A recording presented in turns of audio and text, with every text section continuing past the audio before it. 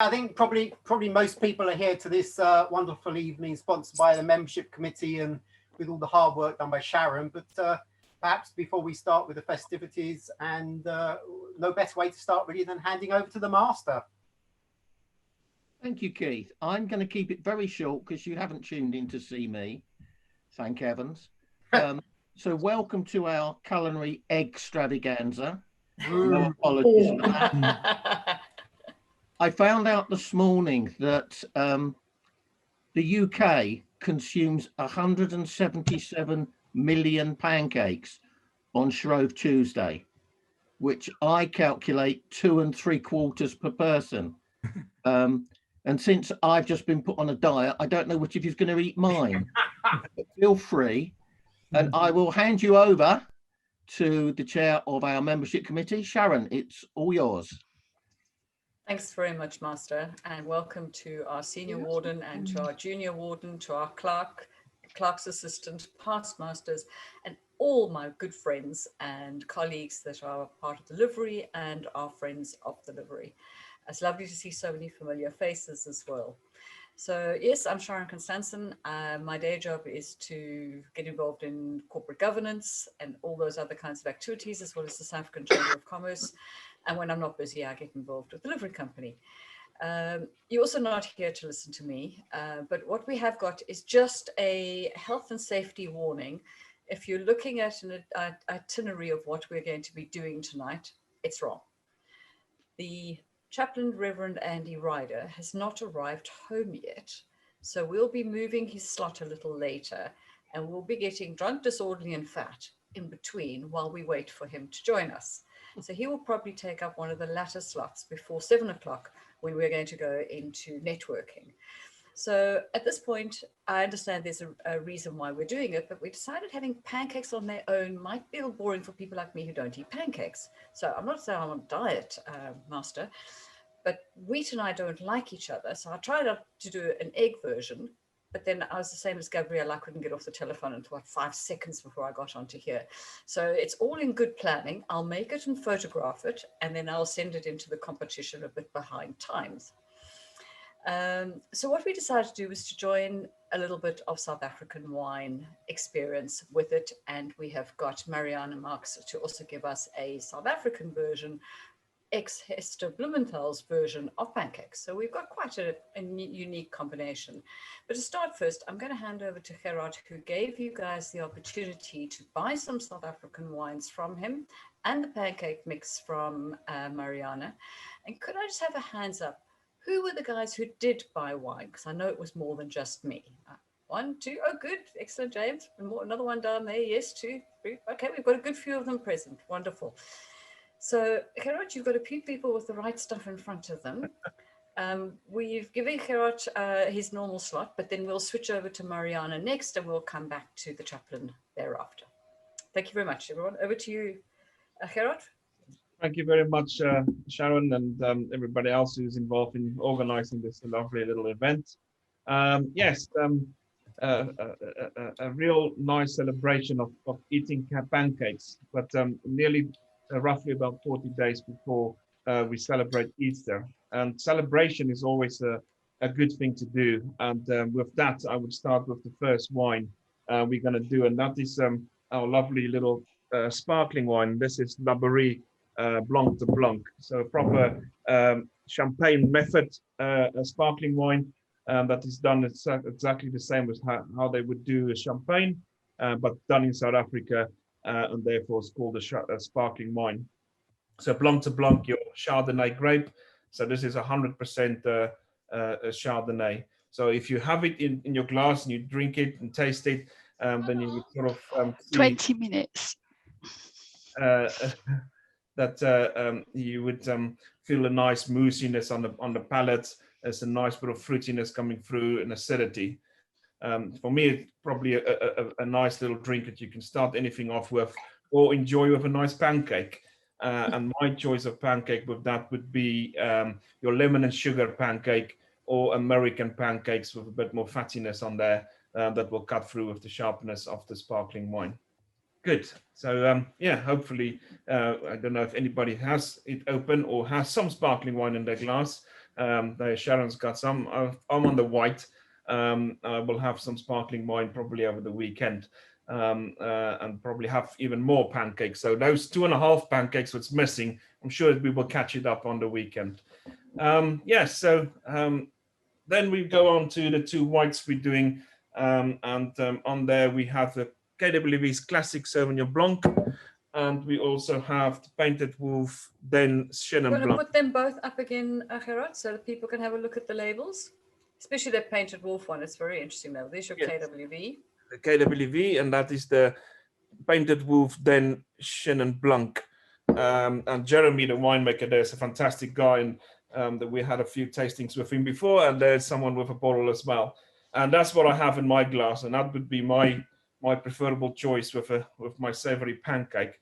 But coming back first to the Sauvignon Blanc, a lovely little easy drinking Sauvignon Blanc with some nice bit of fruitiness behind it, some classical chalky notes and minerality on the palate as well. And if I would put a pancake with that, then I would go something where if you have maybe a fishery pancake, so maybe a salmon pancake, or something like a tuna mayo pancake with a bit of cheese on top in the baking them off in the oven, something like that. I would put it with just that bit of acidity and minerality that will fit through and fit nicely with the fishery on the pancake mix. And then my Chenin Blanc, nice bit of stony fruits, and a good bit of fruitiness and savory notes coming from it. And for me, I like this wine. This is a nice little wine that you could put with sort of a multitasker, really, that you could put with maybe on a Wednesday night, crack open a glass of wine and enjoy it with a mac and cheese. But for pancake wise, I'll go, as the wine is also vegan friendly and vegetarian friendly, my choice would be a spinach and ricotta pancake to go with the Chenin Blanc. So enjoy the wines. I think my time is up, so I haven't rattled on too much. If you have any questions, at some point we will be able to ask questions, and then we can talk a little bit more if it's necessary. But tonight is all about the pancake. So let's enjoy some more pancake making with Mariana, I think, and while we're sipping on some nice South African wines. Right. Chaplain, Reverend Andy Ryder, I understand you have arrived. Would you like to settle for a few moments, or would you like to take your allotted slot, which is due now? I think after all that talk about wine, I probably should settle for a few moments. No one likes a bit of sediment, do they, with their chaplain? Right, we shall leave you to settle and find yourself something decent to drink at the same time with us. And we'll hand over to Mariana, another fellow South African. Could you just give us the credits of where you have trained and learnt your trade, and then tell us about pancakes, making of pancakes, and maybe even, no, we're going to keep the flipping until later because you're going to compete against Keith. So thank you for having me. I'm originally from Namibia. My family moved from South Africa to Namibia, and I suppose my claim to fame, if you want to call it that, is my grandmother was the home economics inspector for the country. So my grandmother would go around and obviously see if the teachers were teaching people how to make food perfectly. And when I came to the UK 2002, so almost 20 years ago, my grandmother sent me this book. And it's basically handwritten, with amongst which is her sort of classic recipes that she had written and adapted and all that sort of stuff. And one of the ones that I've got a number of pancake recipes, but actually you find that when you transfer recipes across continents and using different ingredients, it doesn't always work. And I found that with a lot of South Africans moving to the UK, those same recipes don't replicate. And there's, lots of factors to consider, altitude, all those kind of things.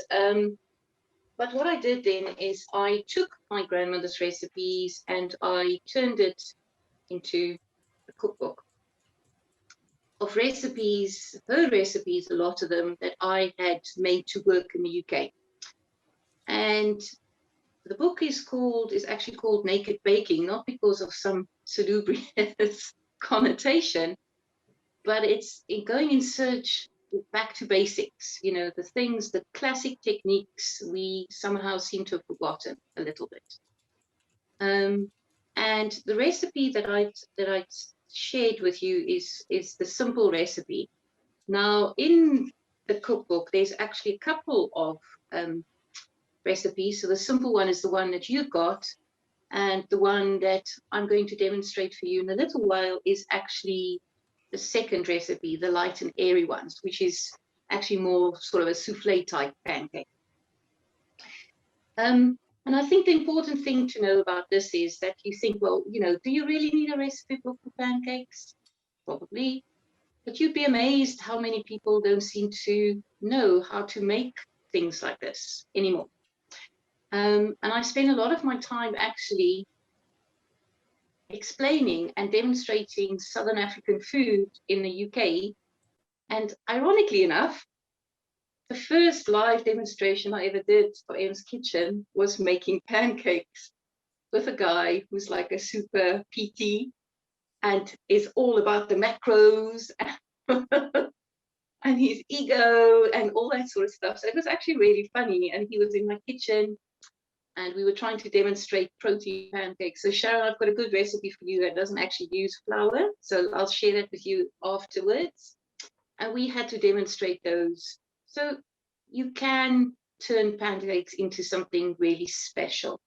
And I think the thing that I enjoyed actually really reading with my grandmother's, when she wrote this recipe, is when she's saying that, you know, all the toppings, and the one has got minced beef, and the other one has got peaches with cream and some spinach and potato. And I've actually taken the sort of minced meat idea and I've made a little bit of a curried mince purely and simply to make it kind of take it that one step further. And the thing is, with anything like it's like a classic roux sauce, a bechamel sauce, or a basic sponge or a pancake even, you can extend it and you can experiment and you can create magic if you just get the basic techniques right. So that recipe uses vinegar, and the reason it uses vinegar is because vinegar is a rising agent and it keeps that pancake mix really nice and fresh and airy, and Keith, I'm sure, will reinforce that. But you have to rest the mix. So a lot of the time when you're buying a ready-made pancake mix, because those are obviously becoming very popular for exactly the reason that people have kind of lost this ability to cook, is it doesn't actually tell you to rest the mix. And unless you rest the mix, all that happens is as soon as you cook it, it kind of falls apart a little bit. And you get that what we call the flops. Now, there's nothing wrong with eating the flops, but of course you can't have flop after flop after flop, which is why you rest the batter. So, you know, and like I said, I didn't grow up with the tradition of Shrove Tuesday, in all honesty. It's not something that I grew up with. However, it's something that is very much part of UK culture. And you kind of think to yourself, well, if you're going to give up something for Lent, as it were, what do you give up? Now, I was thinking about this earlier as I was getting ready, and I thought Gerard would be very unhappy if I said give up wine.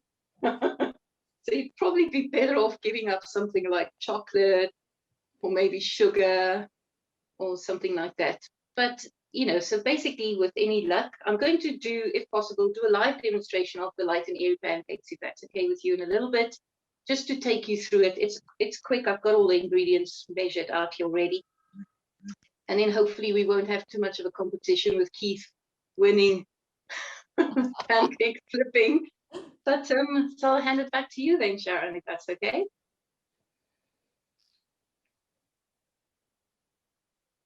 Yes, absolutely. Thank you very much, Mariana. Actually, I learned quite a lot there. I didn't know I'd ever put vinegar into something of this nature. So it's amazing what grandma can teach you. And I look back when my mum used to cook, and she was very much a recipe person. And I don't know, people around the table will probably know this book, The Royal Hostess.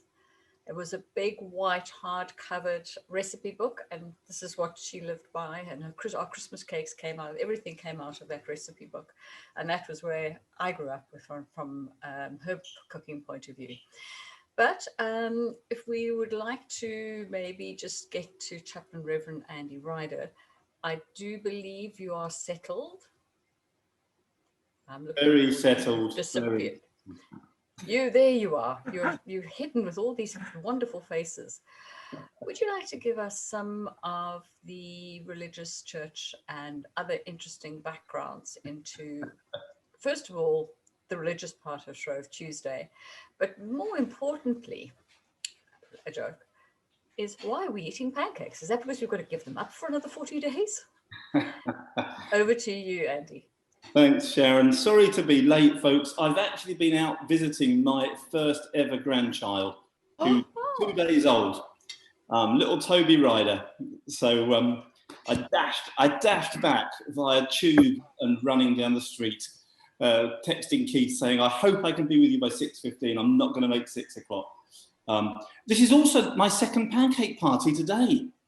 At lunchtime, I hosted a pancake party on Zoom, a national one with a charity that I work with ex-offenders, and we had a flipping pancake race. If you like the fun. If you like the fun. Can I just read you a Bible verse? It's Luke 9, verse 51. As the time approached for him to be taken up to heaven, Jesus resolutely set out for Jerusalem. And in that verse, Luke records the beginning of Jesus's very definite and intentional journey to Jerusalem, where he would, of course, be arrested, crucified, and 3 days later rise from the dead. And in a sense, Lent, the beginning of Lent, is an opportunity for us to resolutely set out for Easter. I think many of you will know much of what I'm about to say, but let me just try and pull a few bits and pieces together. Lent traditionally is that season on the run up to Easter, where those who would be about to be baptized would take a period of fasting. They'd give up all the fancy things in life, like meat and fish and eggs. You can see where this is going. And those 40 days of fasting were to reflect Jesus's 40 days in the wilderness when he was tempted by the devil. And so at the beginning of Lent, what would have happened was that those who were going to be baptized, those who were going to join them in this great fast, would take a few days of confession. Lent always used to begin this coming Sunday, but then it was extended to start on the Wednesday to give us the full 40 days if you don't count the Sundays. And Shrove comes from the word shrive, which means to confess.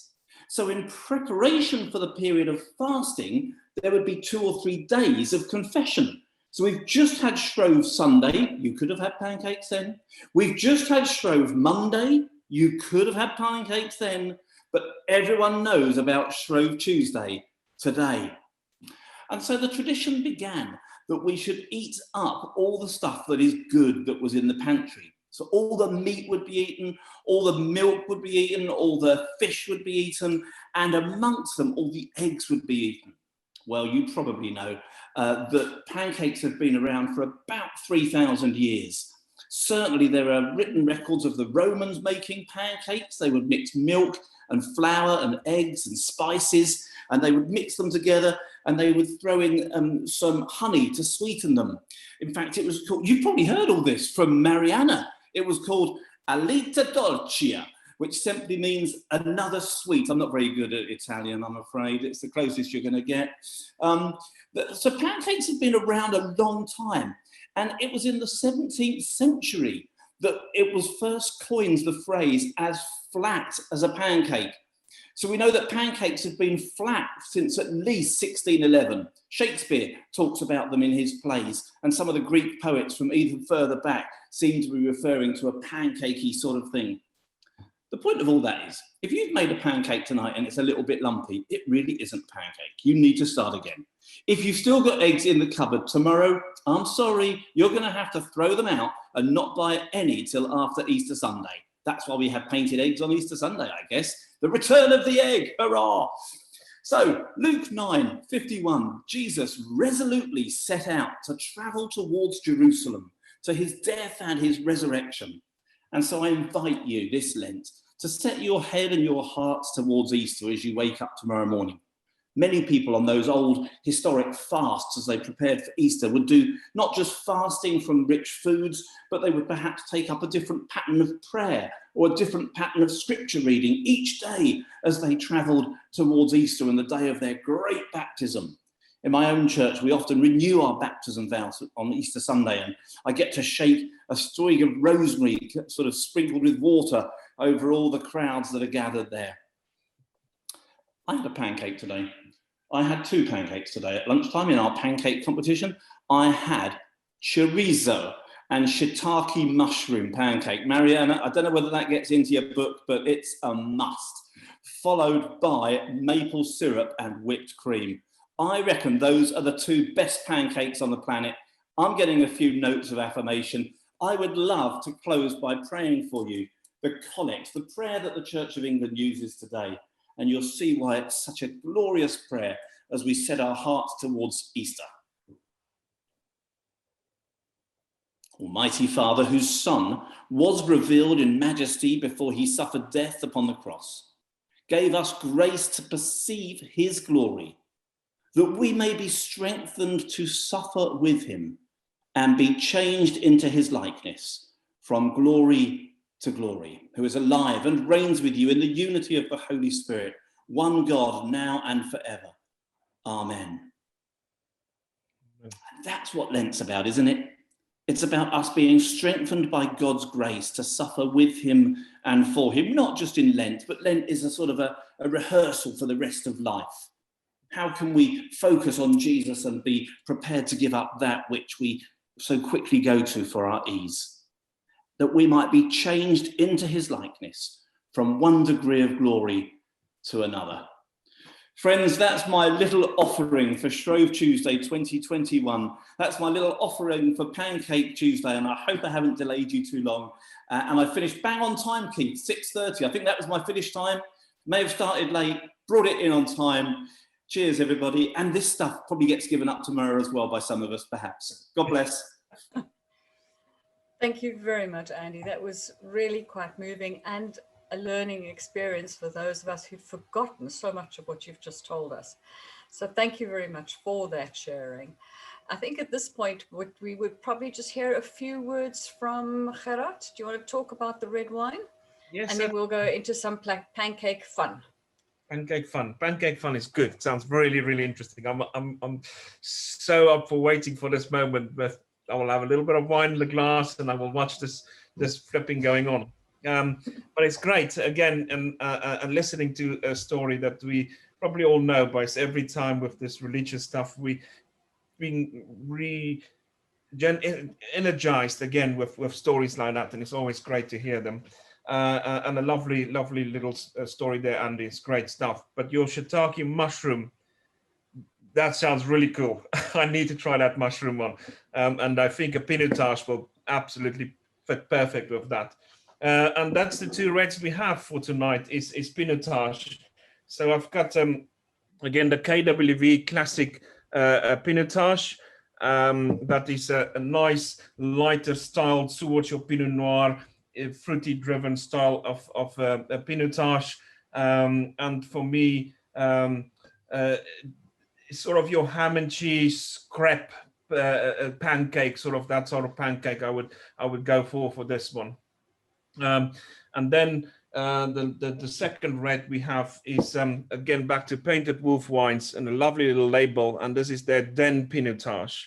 Now the Den Pinotage is actually a pinotage that I would have in my glass tonight, and I really enjoy. I think Jeremy brings back really earth to glass in this type of wine, where he actually works really hard with the grapes.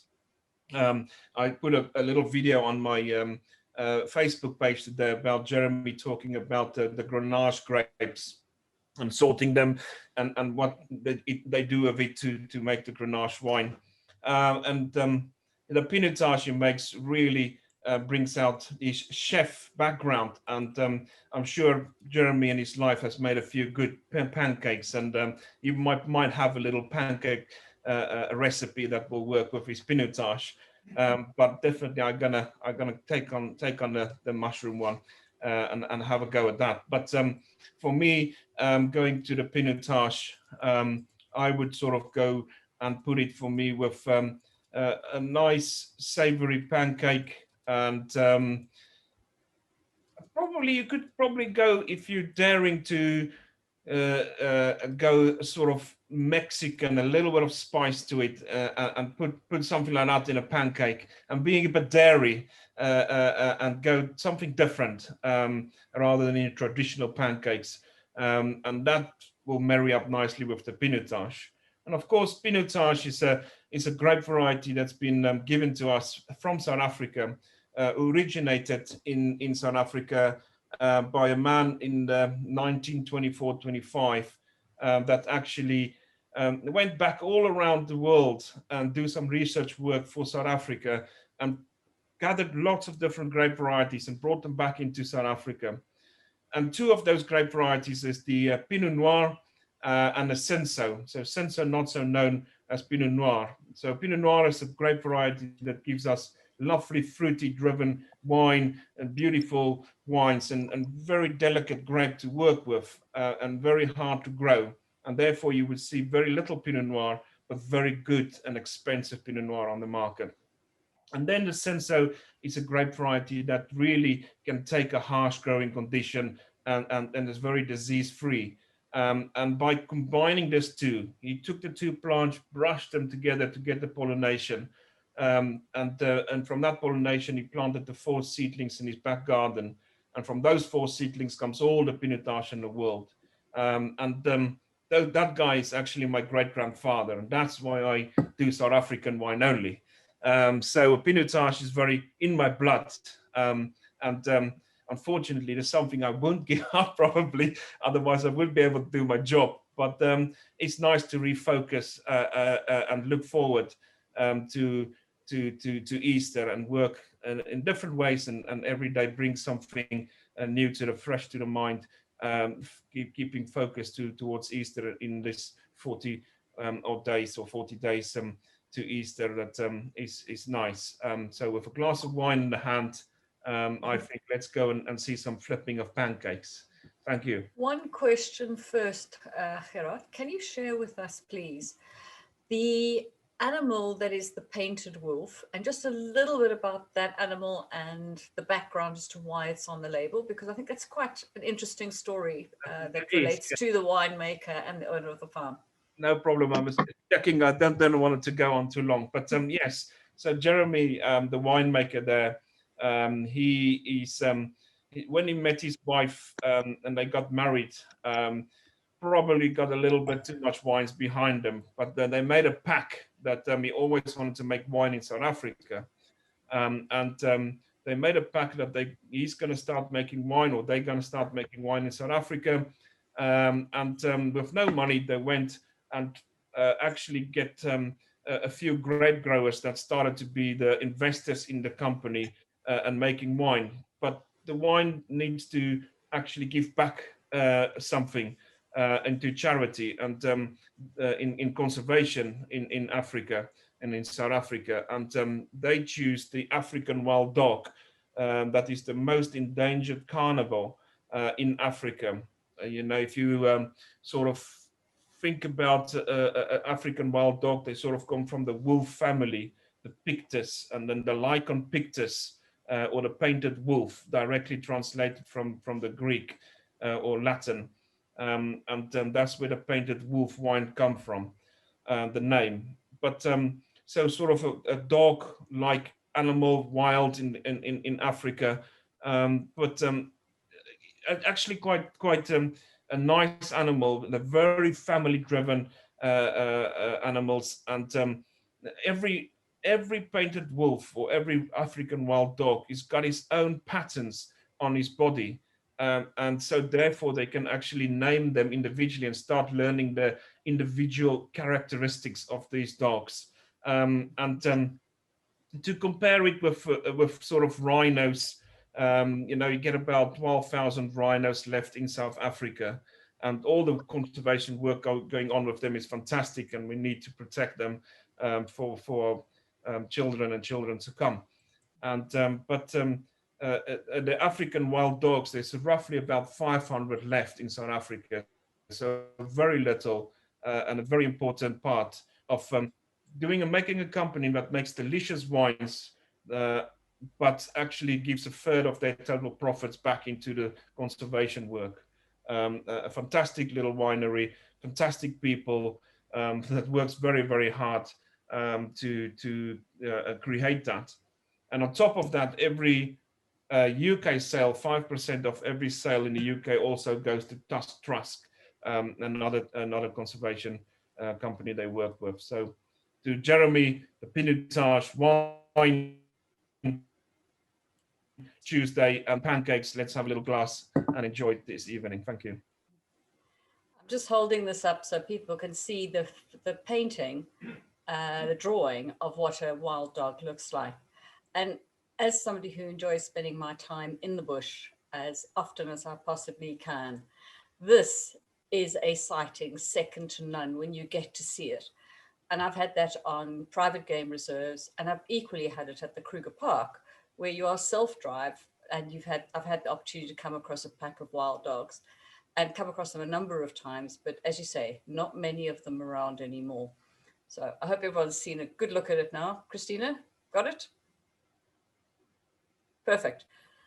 Excellent. I think we've got Zoe already with her son flipping pancakes. You can see that activity down in the bottom there. Well done, Zoe. And we have got our Clark who's gone AWOL behind a pancake somewhere. I think you better come to life. And then we've got Mariana. How do you guys want to handle this pancake flipping exercise? Okay, there's Keith, but Keith, you can't be on the edge of the world. You've got to be in the kitchen, for heaven's sake. You've disappeared. We can't see you when you go that far away.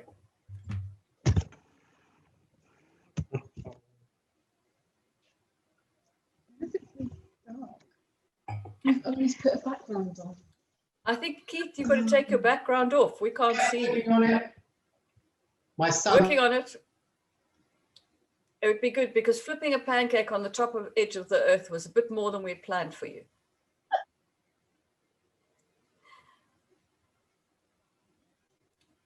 Right. Okay. The expert is going to come and fix this now. Hello, Mikey. Sort your dad out, please. There we go. We're back in the kitchen. Phew. Right. How? Okay. There we've got. So we've got Zoe flipping pancakes to the sun. We've got Keith as Emma Taff flipping pancakes. And we've got Mariana Marks, the professional, flipping pancakes, done according to your grandma's recipe. So Mariana, do you want to talk to us a little bit about which one you're flipping? Yes, so if I can just, because I'm going to have to make the mix first before any flipping will ever happen, I'm afraid to say. So this is the light and airy pancake. So this is the other version of my grandmother's basic pancake recipe that I shared with you. Now, the one that you've got is foolproof. You don't have to leave it for just half an hour, but you need to rest that batter for at least half an hour before you flip it. And trust me, it makes all the difference. You can make it the night before, but this one is light and airy. So this is not one of those ones that you can make before, really, because you're going to be whisking the egg whites. So I want to just talk you through this recipe really quickly. So you need 4 eggs. I always try and use free-range eggs wherever possible. So 4 eggs separated. So I've got the yolks in here and then the egg whites in here. To that, I'm going to add 2/3 of a cup of just sunflower oil. Okay. And then when you're making pancakes, this is your best friend. Okay, honestly, if you haven't got a balloon whisk, get one because it improves your life and pancake making significantly. So really, really simply, you just mix together the oil and egg mixture. And then in a separate jug, I have got 4 cups of liquid. So 2 cups of milk and 2 cups of water. That then gets added to the egg mix. Then I'm going to take a sieve, and I have got 3 cups of just plain flour that goes in there. To that, I'm adding 1/4 teaspoon of baking powder, 2 teaspoons of salt. Sieve that together. And then 1/4 teaspoon of nutmeg, believe it or not, because people used to love using nutmeg, whereas we like to use cinnamon. So now you whisk this together, and then I'm going to make a little bit of noise, I'm afraid to say, because I'm going to have to whisk the egg whites until they are sort of not stiff peak stage, but soft peak stage. And basically that just means that when you pull the whisk out, little ends of the egg whites curl over instead of standing up straight. So that's the simplest way to describe soft peak stage. It's really, really simple. Mix this together. Takes you all of maybe 5 minutes. And then you can start flipping pancakes.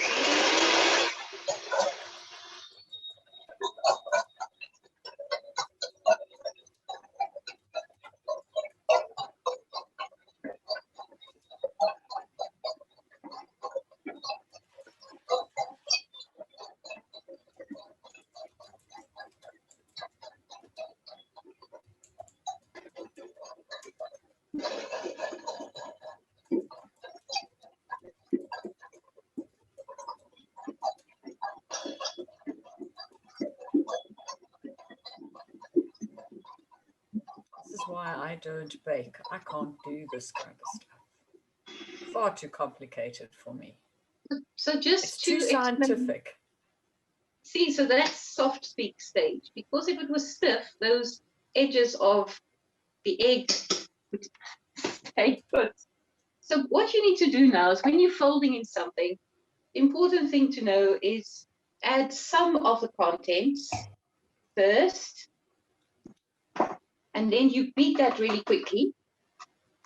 And the reason you do that, or the sort of chemistry bit of it, I suppose, is that it changes the consistency of the batter.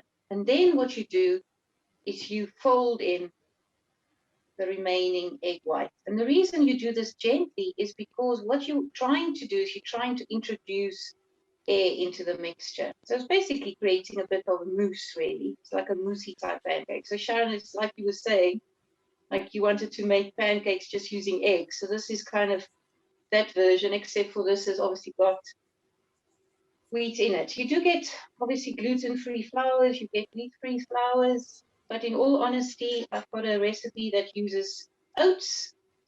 The pancakes are different, you know, it's not thin like these ones, but they are very nice and they're very, very good source of protein. So folding in, you can do a sort of cheating method, which I will do. And Keith might have a heart attack now, but he can talk about it later. So if you do this really gently, you can just use your balloon whisk. So these are all my sort of cheats that I've developed over the years. Just like rubbing in, and then you use all your fingers together. So basically what you want is you're creating this kind of almost mousse-like consistency, like that. So that's quite a lot of pancake mix for you. And so you can now start. But I just want to quickly, just before Keith goes on to the thing, talk to you about pans really quickly, because you get these kind of very thin pancake pans in the UK, and then you get a proper, well, that's a copper bottom pan. It doesn't really matter. All you need to remember is if you're going to use one of these sort of bespoke pancake type pans is they get very hot very quickly. So you can't do this on a high heat. You need to keep the heat down, otherwise your pancakes are going to burn. But pancakes isn't something that you make very often. This is quite a good investment. I think you can pick these up for about 12 quid, or even less, depending on where you buy them. And then, obviously, if you cook as often as I do, you want to invest a little bit more money in a pan that has got a bit more of a lifespan. And so that's a kind of a better pan. But the thing to remember is when you're making this, okay, you just really need that much oil. Okay. In fact, some people use that sort of 1-cal spray. That's also a good alternative. Remember, then, if you are going to use the 1-cal spray, if you are on that, like the master said, he's on a diet, you can get diet pancakes. You just use 1-cal spray. Then you heat up your pan a little bit, spritz it ×2 because one spray isn't enough to actually coat the pan, and then you've got to add the batter straight away. So, but you really, really need just the tiniest bit of oil. It's just to stop it from sticking to the bottom. You don't want a lot of oil because otherwise you're introducing a lot more fat into the pancake than what you need. But I suppose that's a really, really simple version. So if Keith wouldn't mind, if I can have my first flop start, if I can get the pan ready for the flipping, that would be great, because this is live. So invariably something will go wrong and the first one will be a flop. So I'm just gonna mentally prepare for that, if that's okay. And we can do the flipping. We've got Zoe with hers. Zoe's ready with hers to flip as well. And Keith?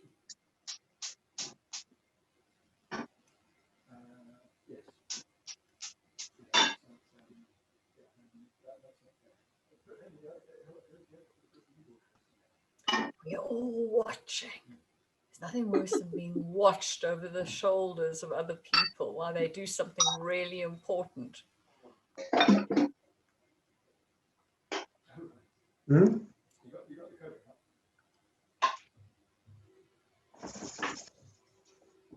I've never flipped a pancake in my life. I've made pancakes. I've never flipped a pancake. If I had, I think it would be on the floor. You haven't lived. Clearly not lived, no. Sharon, we need to get you to flip a pancake the next time. Mm-hmm. I don't mind eating the savory style pancakes you guys have been talking about. That sounds awesome. But then I will definitely follow Mariana's protein version that she's going to share the recipe with me and others who might want it. Actually, Gerard, while they're all doing that, have you been to, you didn't make it to Leonard's Lee to the harvest? No, unfortunately not. That is one shame. I have been there for the planting of the pinotage, but not the harvest of the pinotage. But I will go and revisit the vines at some point. I had the honor of getting my fingers really, really dirty. Yes. I thought I was going for a viewing of the vineyards. I get there and they say, well, there's the row, that's yours. I'm thinking, what? It's like 200 plants in this row. Anyway, there were about 400 bunches of grapes. And 4 hours later, am I now putting my grapes that I've taken off, I've de-stalked them, I've de-done everything, and then I've got to put them into the vat. So I thought I came here for lunch. That was an experience. Very, very enjoyable, very different to actually get involved at the harvest and take them off the sprigs and then clean them up and then put them into the vat, or the vat. Today, it's a big plastic drum, big plastic bucket, massive plastic bucket, huge. And I hope to be there in, is it August or September? We should be going there to do the first tasting. I think so, yeah, something like that. But no, definitely, I think it's something you experience, and then you would sort of start to really probably get a little bit more of the handwork and the hard work and the crafting that goes into making a good glass of wine. It was the best pair of secateurs I've ever had in my hand. Anybody listening? Birthday gift. The best pair of secateurs I've ever had in my hands. And then you end up down on your hands and knees with this bucket between your legs, and you're sitting there trying to get backache, finger ache, everything. Oh, I didn't know I was going to hurt in so many places. And it wasn't a very dry day. A typical August, the ground was wet, and I was kneeling at one stage, and I stood up with this lovely big wet knee. It doesn't look very sexy for somebody who's about to go into a fancy champagne lunch, which we did eventually did get to. And that I need to go and try the Michelin star, South African chef Michelin star at the restaurant there. Yeah. Yes, I mean, they did a garden field platter for us. Yeah. It was amazing. I mean, the one of their pates, I can't remember whether it was a duck liver or, I don't think it was a foie gras. I think it was a duck liver pate. It was just amazing, really. I mean, they had such lovely tastes. No, and this was in that very, very, very, very brief gap we got in lockdown in August, where we could just go and social distance in public. It was quite a pleasure. Sorry to interrupt, Sharon. Are you ready? Otherwise it will burn. Okay, there you go. Right, Here we go. 3, 2, 1. Hey! Hooray! Have you still got it? Go on, Zoe. You really ready? My excuse is I've only just put mine in, so. But that's the third one. And Marianne, how are you doing? Mariana? I have to say, on making this for the first time live, never to recommend doing that. That would be the first thing. And the other thing I would say, friends. if you're going to do the light and airy ones, don't flip them, because it's like a moose, okay? And they do not want to flip. So I've made it a little bit smaller. So I should be able to at least turn it rather than flip it, but it is soft. So I think this one as well, you need to rest this batter. But it's a learning, you know, it's a learning experience, because this is the thing, when you're taking your sort of family recipes and you're adapting them, you have to remember that the way your grandmother did it wouldn't necessarily be in her recipe book, because there's nothing here about resting it. So this is like a little bit of trial and error, which is why I gave you the foolproof recipe, because that one doesn't break. I just thought I'd tell you. And Zoe, how are you doing with yours? Because you've got a massive pan there. Right, hang on, because it's under pressure now. Hang on. That's all sticking. Yeah, I got this new pan, and my family are ruining it already by using sharp implements on it. Right, hang on, here we go. That's not moving enough. I'll do it in a minute. Sorry. Right, we'll put the spotlight on you in a sec. Specialize this. Mariana, yours going to do anything? I don't know about the flipping of these ones. I wouldn't, like I say, I wouldn't, if you're going to flip stuff, I'm not going to recommend you use this particular recipe. The other one is clearly better. So Keith, how are you doing? You got another one to flip for us and demonstrate it? I think Keith is winning the war on this one. That's definitely for sure. Are you ready? Yep. Okay, here we go. Hooray! That's 2/3 for us and 1/3 for the cat. But Zoe, I think we saw you flipping some, your son, I think it was flipping some successfully a little earlier. Yeah, he was trying to get them on the ceiling, the little devil. So, have a go now, I don't know. Right. Oh dear. Just.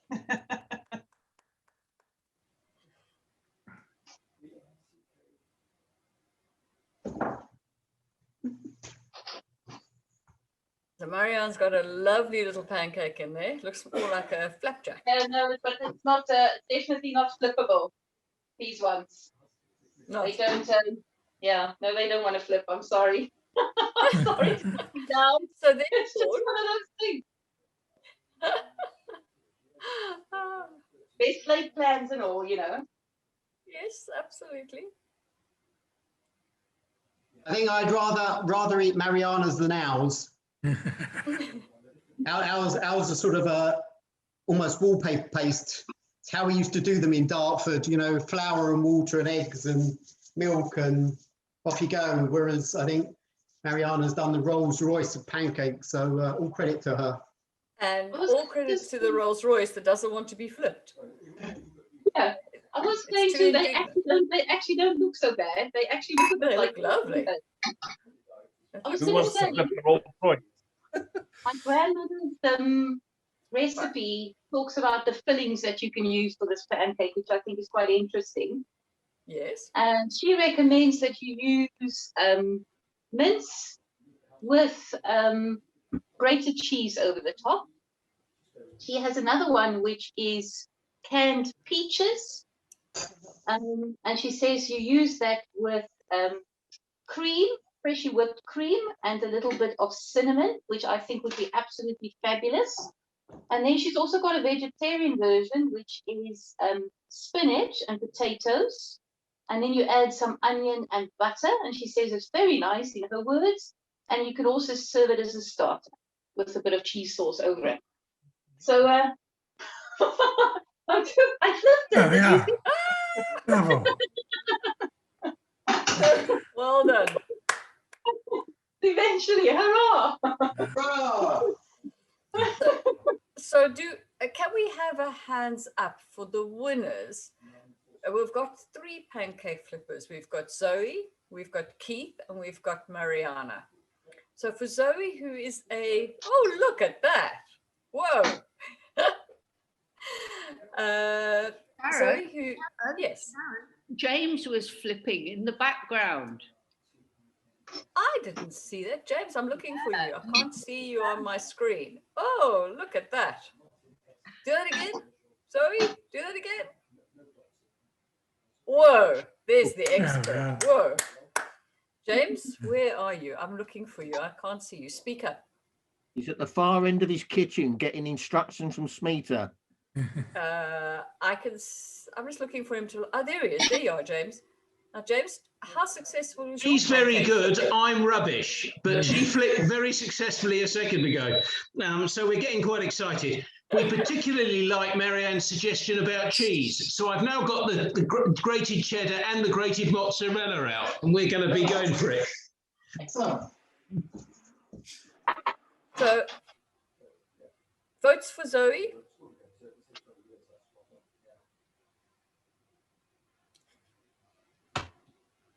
Excellent.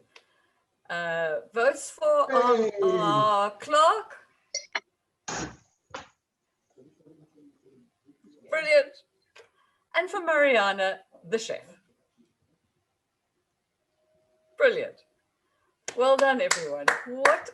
What an exciting, interesting way to spend an hour. Mariana, there's something I need to sort out now with you.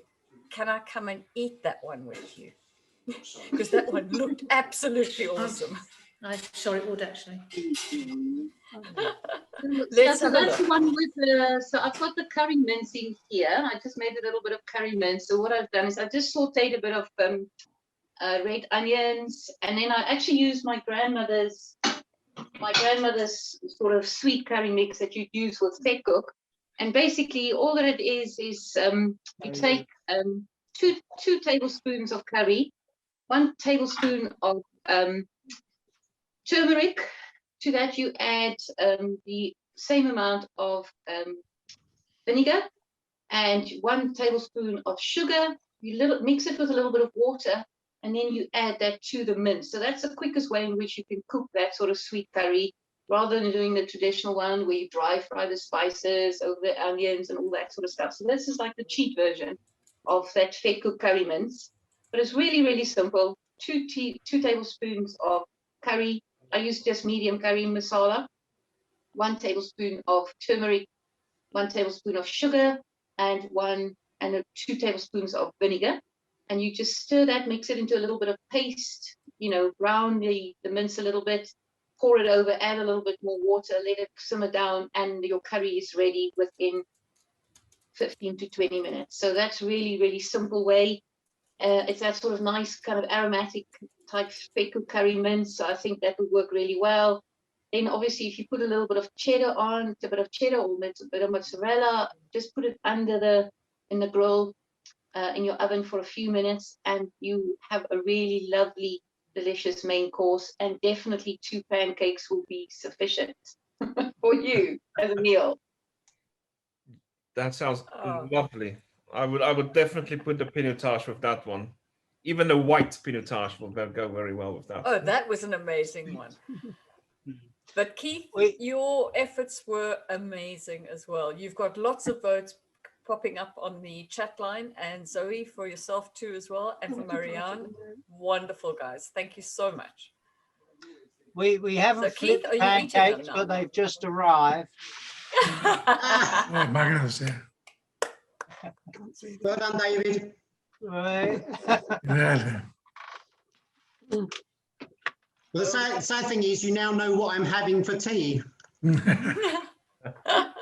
Sad thing, I know a few in the back in the kitchen there, in James's kitchen, who are making it into an absolute 4-course meal by the looks of things. The formal part of the evening is now over. I'd like to, please don't go, stay with us. Oh yeah, James agrees. Everyone's welcome to stay. We're going to chat and talk, but if anybody drops off at this point in time, absolutely no problem, totally understand. And a special thank you to Mariana for taking her grandmother's recipe and braving it in our space while we stand looking over your shoulder. Excellent effort. Thank you so much. It really looks wonderful. Thanks for spending time with us.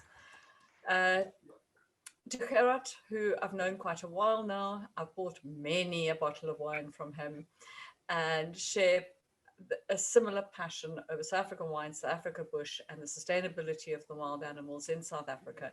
So Gerard, thank you so much for sharing some time with us.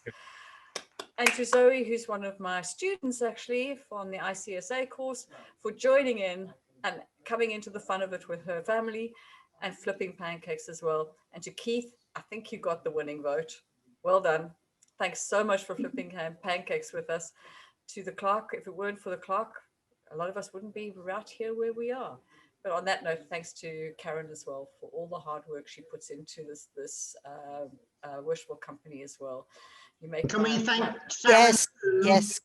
Let's thank Sharon for organising everything and getting it all together and all the hard work she does. She's brilliant. And yeah, Absolutely. Well done, Sharon. What a lovely evening. Thank you. Thank you, guys. That's unexpected. So no, thanks very much. And it's now casual. Let's just chat, open house, turn your microphones back on again, and let's just have however long people want to stay.